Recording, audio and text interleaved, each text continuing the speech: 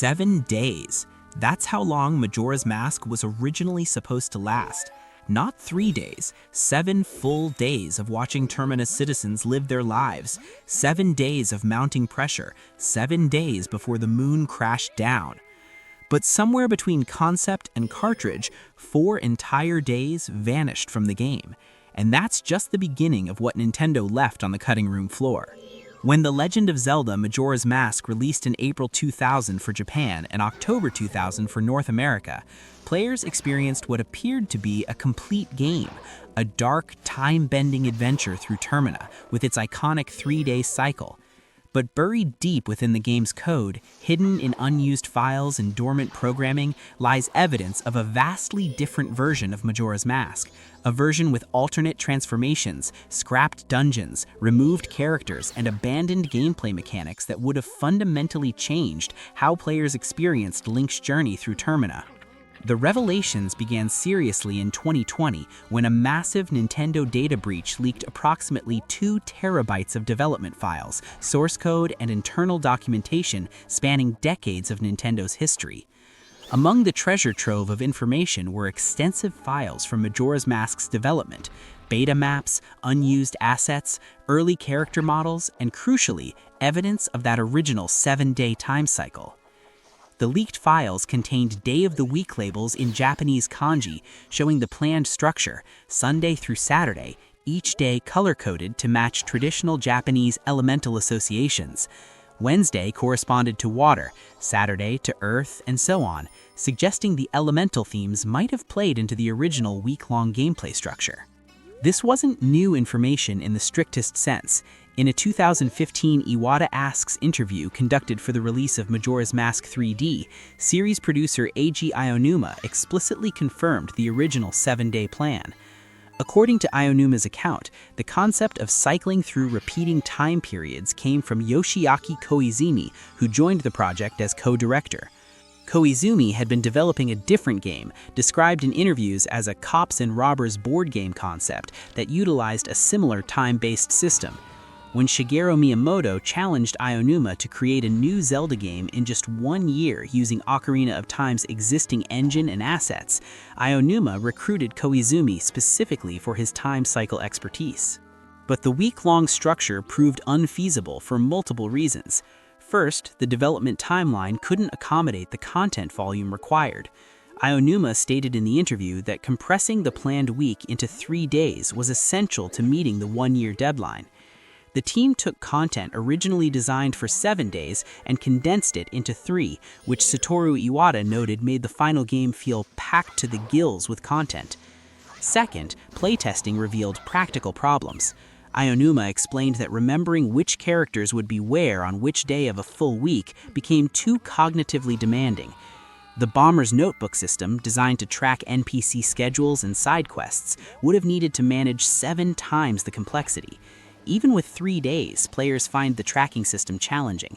A week would have been overwhelming. The 2020 data leak provided physical evidence supporting Aonuma's statements, actual development assets showing the 7-day structure in implementation rather than just planning stages.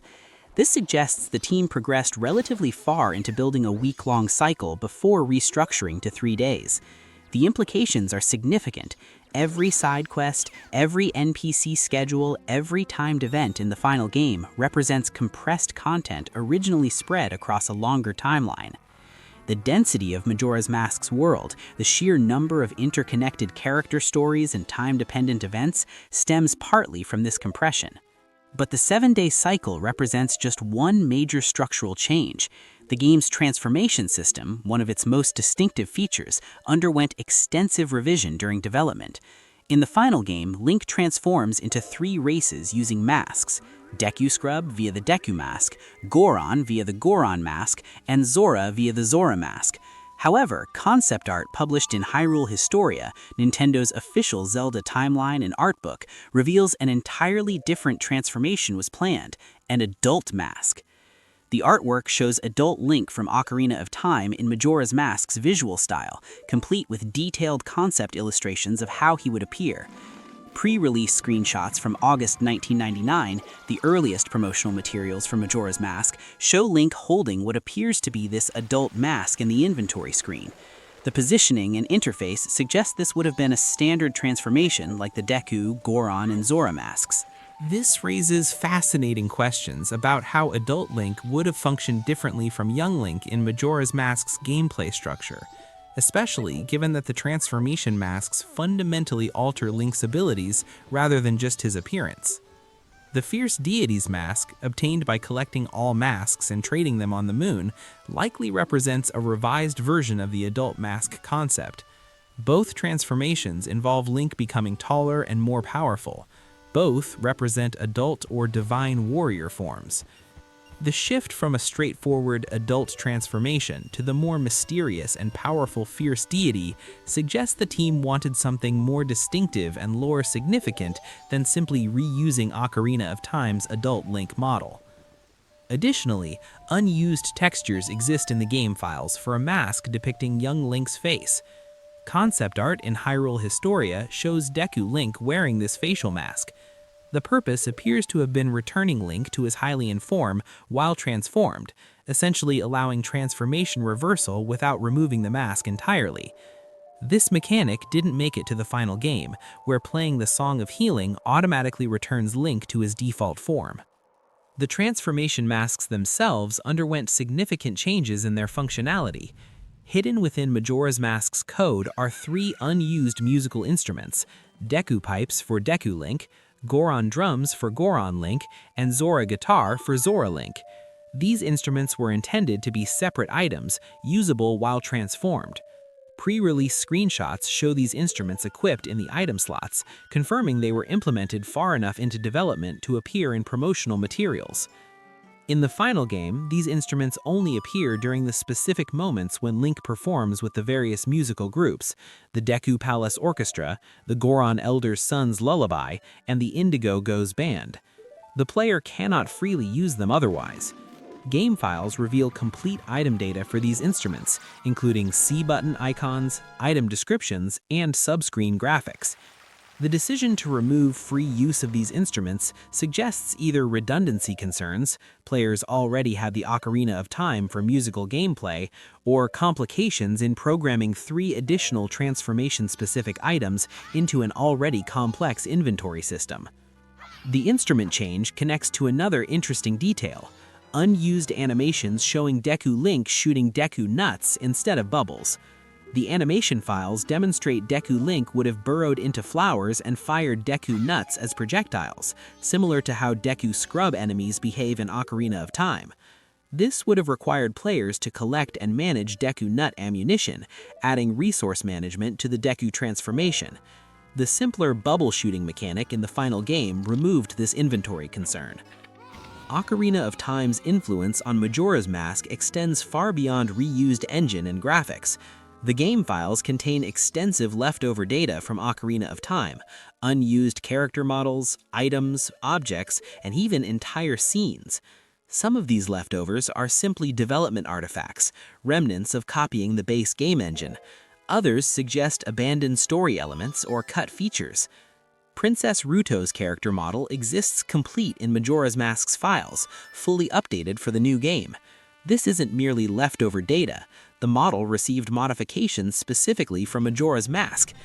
Given that the Great Bay area features Zoras prominently, and that the Zora Mask storyline involves the guitarist Mikau and his relationship with the singer Lulu, Ruto's presence in the files suggests a possible role in the Great Bay narrative that was ultimately cut. Perhaps a young Zora character resembling Ruto was planned, providing connection to Ocarina of Time's Zora's Domain story. Multiple Ocarina of Time townspeople models appear in the files: the woman in the light blue dress from Castletown, several Kakariko Village NPCs, the woman from the carpenter's house, and various generic citizen models. These characters could have populated Clock Town with more diverse appearances, or might have been placeholders during early development before Termina's unique NPCs were designed. Their presence indicates the development team initially relied heavily on Ocarina of Time assets before creating Termina-specific content. The potion shop owner from Ocarina of Time, the old woman who runs the shop in the market, exists in two forms in Majora's Mask's files. One version is a direct copy from Ocarina of Time, the other is an updated model with legs, modified specifically for Majora's Mask. The updated version is labeled in the files as Drugstore 2 Owner, suggesting plans for a second potion shop location. When loaded using debug codes, this character model stands with hands on hips but cannot be interacted with, indicating incomplete implementation. The final game features Katake from Ocarina of Time running the Magic Hag's potion shop, so this alternate shop owner was clearly replaced. Even more obscure character data exists. Files reference unused Zora NPCs using generic models, a fishing pond owner from Ocarina of Time, and various actors tied to Ocarina of Time objects that have no corresponding presence in the final game. The Shabam enemy, the bubble creatures from Ocarina of Time, exists as a functional actor in Majora's Mask but goes completely unused. Players never encounter Shabams in any area, despite the enemy being programmed and ready for implementation. The Running Man from Ocarina of Time, who appears as the Postman in Majora's Mask, has additional unused variables and alternate configurations in the game files. His character name in the code remains Marathon Man, a carryover from Ocarina of Time. A letter texture exists in the files explicitly named to belong to the Postman, but this letter never appears in the game. This suggests cut content related to the postman's delivery duties, or perhaps a side quest involving special correspondence. Items and equipment underwent extensive cuts. The Fairy Ocarina appears in the earliest pre-release screenshots from August 1999, shown in Link's inventory. By December 1999 screenshots, it had been replaced by the Ocarina of Time, Link's signature blue ocarina from the previous game. The Fairy Ocarina being programmed into Majora's Mask suggests a possible story explanation for why Link starts with the basic ocarina before upgrading, similar to Ocarina of Time's progression. The final game simply starts Link with the Ocarina of Time already in his possession.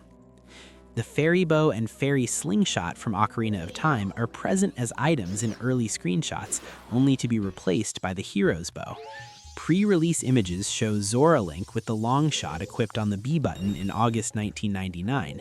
The long shot is programmed into the game but goes unused. Zora Link's special attacks replaced its functionality. The boomerang, as a standalone item separate from the transformation abilities, was planned according to screenshot evidence but never made it to the final game. Most intriguingly, the Big Goron sword, the massive two-handed blade from Ocarina of Time, has a complete 3D model present in Majora's Mask's ROM data. The model exists at a specific memory address with proper shader and object assignments ready for implementation. However, the Big Goron sword never appears in the game, isn't obtainable, and has no associated quest. This suggests either cut content involving retrieving the legendary blade, or simply developmental remnants from testing Ocarina of Time assets in the new engine. Several get item models exist for items that don't appear in the final game. A mushroom model identical to the odd mushroom from Ocarina of Time suggests the Mask of Sense was intended to help Link find and collect mushrooms, possibly for a potion-making side quest. The seahorse has a model showing it inside a bottle, rather than the swimming companion it is in the final game. This implies the seahorse was originally a bottled item, like bugs or fish. A recolored Poe model, resembling the one sold in Ocarina of Time's potion shop, indicates plans for bottled Poes as purchasable items in Majora's Mask. The game contains 3 unused music note models, different colored notes that would appear when Link learned a new song. These models exist in both Majora's Mask and Ocarina of Time, but go unused in both games, suggesting this feature was cut early in Ocarina of Time's development, and the assets simply carried forward into Majora's Mask. Perhaps most surprisingly, the Sun song from Ocarina of Time remains fully functional in Majora's Mask's code. The song is programmed, its notes are registered in the system, and using cheat codes to enable it reveals it works exactly as it did in Ocarina of Time, changing day to night and night to day. However, the unlock flag is permanently set to 0, making it impossible to learn through normal gameplay. The song can even trigger the moon crash if used carelessly on the final day without entering a new area. Why leave the Sun Song functional but inaccessible? Possibly because the Song of Double Time serves a similar time-skipping purpose, making the Sun Song redundant. Or perhaps the ability to instantly toggle time periods disrupted the careful balance of the 3-day cycle's urgency. Dungeons and locations underwent significant changes. The 2020 data leak revealed unused map data for rotating rooms in what became the Great Bay Temple. These rooms feature architecture entirely different from the final temple's water-level-based puzzle structure. The rooms were added to the game files in March 1999 and removed in December 1999, just months before the game's April 2000 Japanese release. This indicates the Great Bay Temple had a drastically different design, featuring mechanical rotation puzzles before being redesigned into the water control mechanics players experience in the final version. An unused archery minigame location exists in the Great Bay Area, a complete map with targets and firing range setup that never appears in the game. Clocktown's final version differs from beta maps found in the leak. North Clocktown's early design includes a large fenced area not present in the release version, and the path structure differs significantly. The early layout shows wooden railings where brick structures appear in the final game, and the entrance to the clock tower area looks completely different, featuring a fence and a path leading to the right, suggesting players could walk directly up to the clock tower rather than entering through the interior door in the final version. The Southern Swamp entrance texture error reveals developmental oversight. The developers forgot to change rock wall textures to tree textures, resulting in a jarring transition between Termina Field and the swamp. This error exists in all versions of the Nintendo 64 release and only gets addressed in fan patches and the 3DS remake. Additionally, a grotto hole hovers high in the air in the winter version of the Twin Islands, completely unreachable without cheating. Accessing this grotto through cheat codes reveals it leads to one of the standard Termina Field grottos filled with gossip stones, apparently a testing location or misplaced spawn point never removed from the final build. Romani Ranch contains several oddities. An unused cutscene exists showing Crimea petting a cow while a countdown timer reaches 0. 2 blank text boxes appear with no content in either Japanese or English versions. The milk bar music plays in the background, suggesting this was a timed minigame cutscene that got cut. Pre-release footage shows different textures and layouts for the ranch, and famously, a banner reading "Welcome to Kakariko Village" in Hylian script appears in early versions, a mistake from reusing Ocarina of Time assets that took time to correct. The Stone Tower Temple had long gray stone pillars visible in pre-release screenshots that are removed from the final dungeon, though the models remain in the game files. The temple's inverted design, where players flip the entire structure upside down midway through, was clearly present in development, but the specific puzzles and architecture underwent refinement that removed these particular pillar structures. 11 unused cutscenes exist in the game files for the Giant's Chamber, the climactic area where the 4 giants hold back the moon. Each cutscene features a giant positioned near the pillar where Link stands, using the animation where they struggle to prevent the moon's crash. These cutscenes use an alternate actor variable for the giants, suggesting different narrative approaches to the final confrontation. None include background music, implying early development before full scene implementation. Why 11 variations exist remains unclear, but they suggest the ending sequence underwent extensive experimentation before settling on the final version. The most notorious unused cutscene is hidden in the game's opening. The intro sequence where Link rides Epona through the Lost Woods has camera movements concealed behind a black overlay. By modifying the game code to remove the darkness, hidden camera pans and angles become visible, movements that serve no purpose since players never see them under normal circumstances. These hidden motions indicate either repurposed cutscene code or incomplete removal of early direction experiments. Another unused cutscene appears in the Song of Time sequence where Link falls through the void during time reset. Hidden within this falling sequence is a motion test featuring animations for both young Link and Deku Link, testing various poses and movements that players cannot observe during normal gameplay because the scene uses specific camera angles and darkness to obscure these animations. The Great Fairy reward cutscenes received significant censorship. In early builds of the game, visible through beta footage, the Great Fairy's animations during reward sequences were longer and more suggestive. The final release version shortened these cutscenes and modified the camera angles, toning down what developers apparently deemed inappropriate content. The Japanese version and Western versions differ in these scenes, with progressive censorship applied for different regions. Even environmental details show cut content. 17 large red squares, identical to the water texture but colored red and completely non-functional, exist in the southern section of the Great Bay Ocean. These squares serve no purpose, cannot be interacted with, and appear to be testing objects or placeholder terrain markers never cleaned from the final build. In Clocktown, unused area titles exist in the Japanese version that are missing from the American version, suggesting either regional differences in how much environmental information the game displays, or progressive removal of UI elements during localization. The mask collection system went through changes. The Troop Leader's mask, obtained during the Cafe and Anju quest, has custom item name graphics and specific text programming that differ between versions, indicating refinement of this particular mask's implementation. Data miners have found references to unused mask-related actors and variables, though determining their original purpose proves difficult without additional context from development documents. Gameplay mechanics saw experimentation. The save system from Ocarina of Time remains fully programmed in Majora's Mask.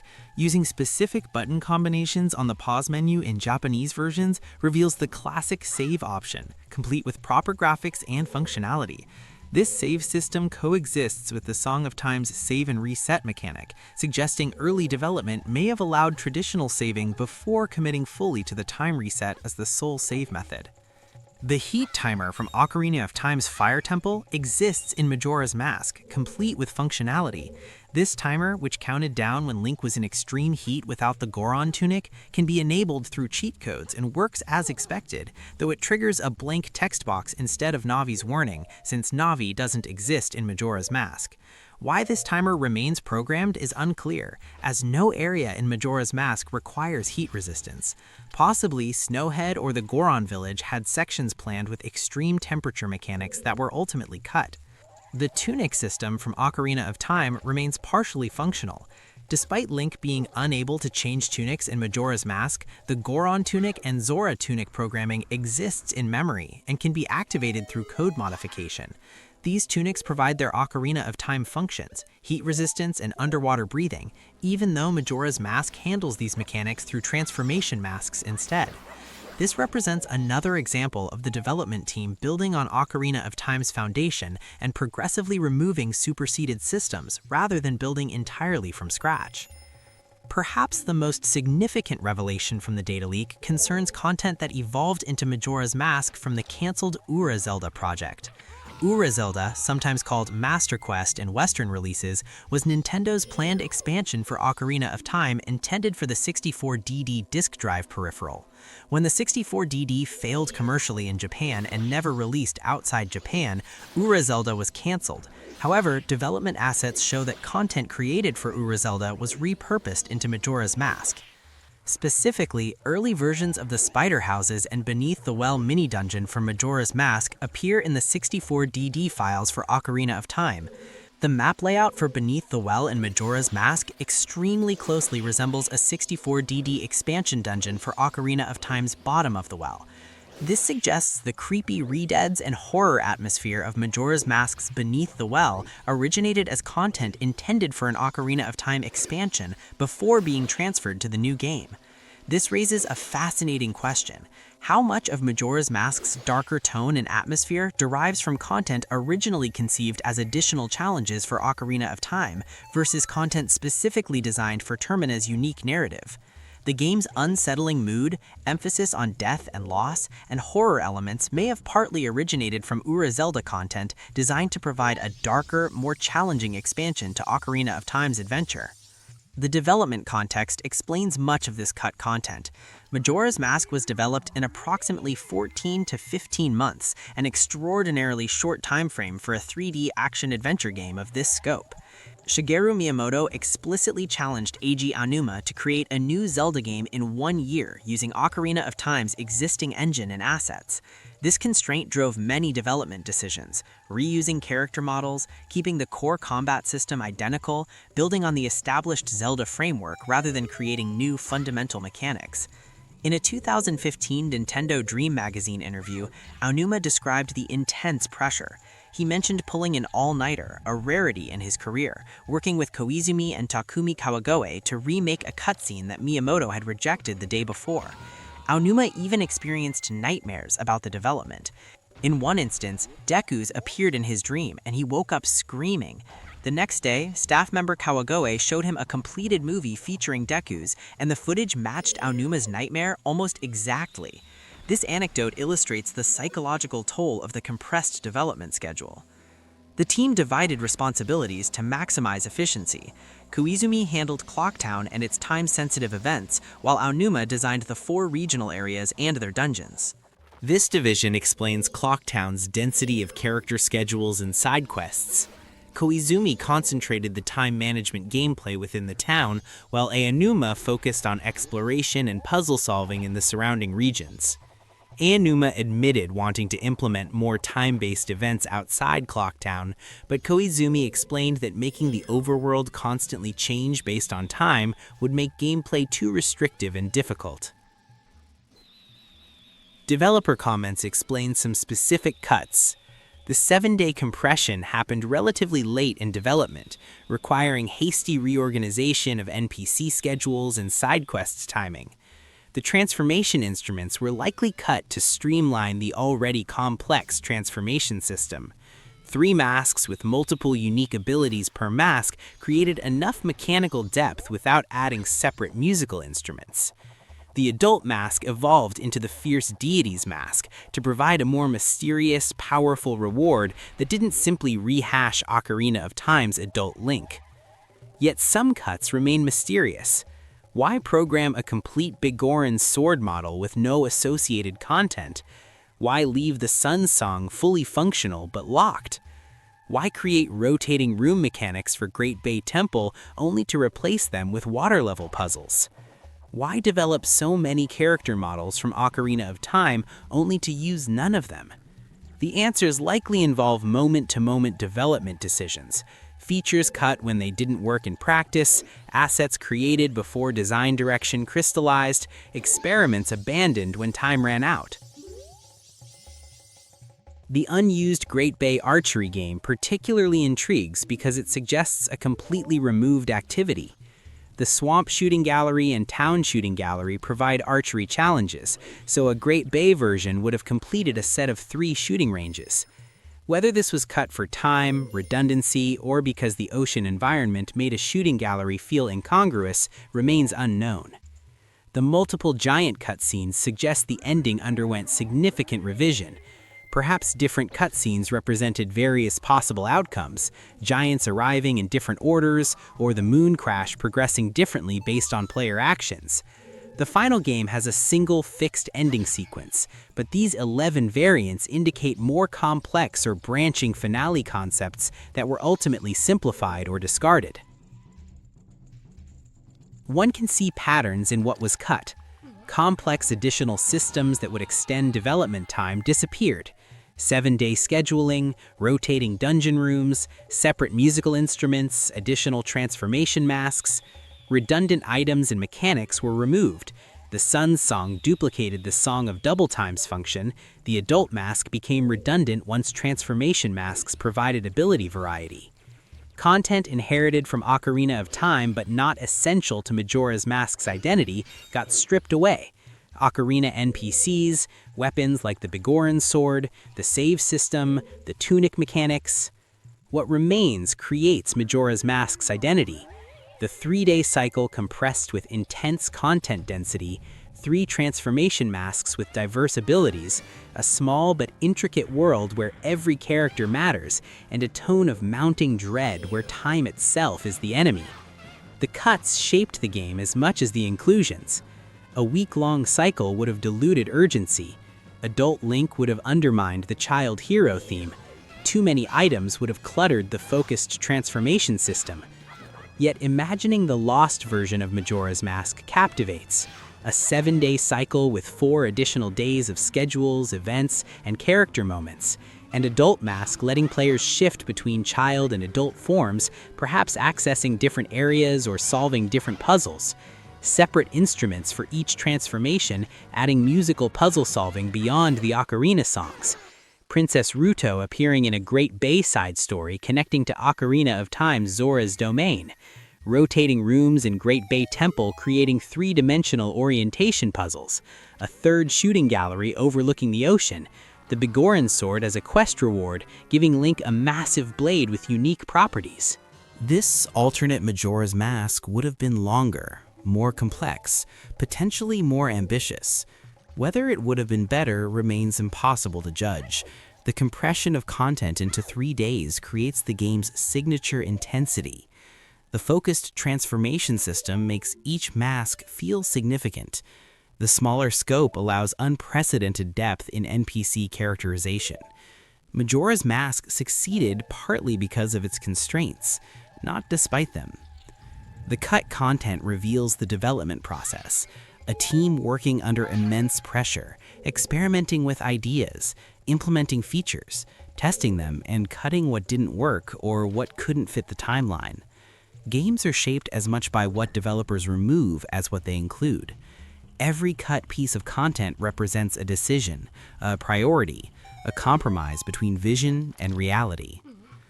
Nintendo didn't hide Majora's Mask's lost content in the sense of deliberately concealing it from players. Unused data in game files is standard practice. Deleting unused assets risks causing bugs or crashes if any remaining code references them, so developers often leave non-functional content in the ROM, rather than carefully removing every trace. The fact that so much unused content survives in the files suggests the development team's breakneck pace left them no time for thorough cleanup. Ship the game that works, leave the vestigial code harmlessly dormant in memory. The 2020 data leak and decades of dedicated data mining by fans and preservationists have revealed this hidden history. These discoveries illuminate the creative process, showing how ideas evolve, how constraints shape design, how ambitious plans meet practical reality. The unused content doesn't diminish Majora's Mask. It enriches appreciation for what the developers accomplished under extraordinary pressure. 14 months. 1 year and 2 months to create one of gaming's most beloved, most psychologically complex, most mechanically innovative titles. The miracle isn't what got cut from Majora's Mask. The miracle is what made it through.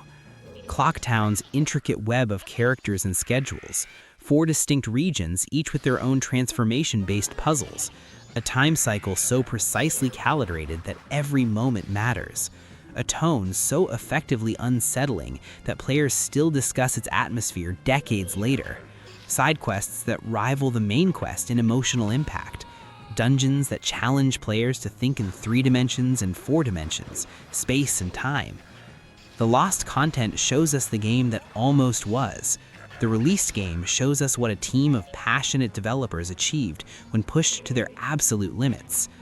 Both versions of Majora's Mask are worth remembering, the one players experienced and the one that exists only in unused files and abandoned code.